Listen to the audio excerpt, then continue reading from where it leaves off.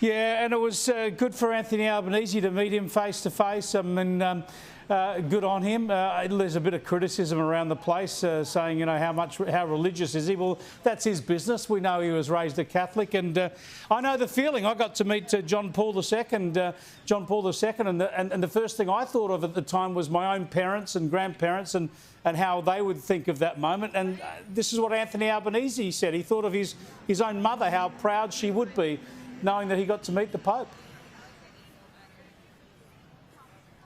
Well, absolutely, Chris, and I don't think we should be critical of him in that regard. I mean, this was a special moment for him, and he did speak fondly of how his mother would be very proud of seeing her son, you know, in St Peter's Square, inside the Basilica, meeting the Pope. So this was a special moment for him, and obviously a really important moment given the fact that he's just been re-elected. And then, as we know, Chris, he had a series of bilateral meetings here in Rome, so it's been a jam-packed itinerary for the Prime Minister.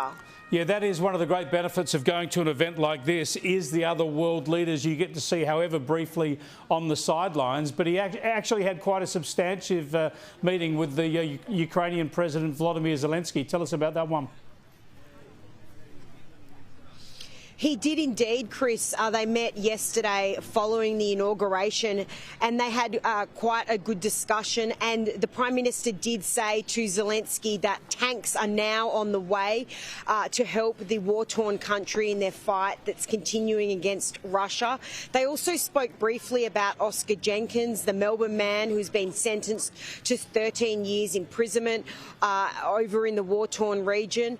And they discussed many other issues. And Mr. Zelensky congratulated the Prime Minister on his re-election, and also Australia for its ongoing support with its fight against Russia in the ongoing battle there. Yeah, Australia's support's been pretty good. Those tanks, though, are taking a long time to get there. The other thing that Anthony Albanese has said back before the election, he said that Australia might partake in any coalition of the willing, supporting Ukraine, holding the peace in Ukraine if one can be negotiated.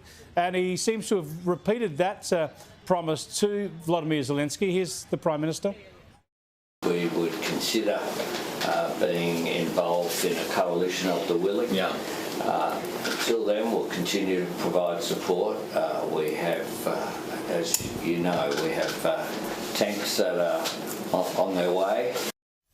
Yeah, there's no detail on that. Of course, there's got to be a peace first, Sophie, but I imagine we might see that one scaled back a bit. Rather than troops or boots on the ground, we might see military planners or medical teams or some such, if it ever gets to that.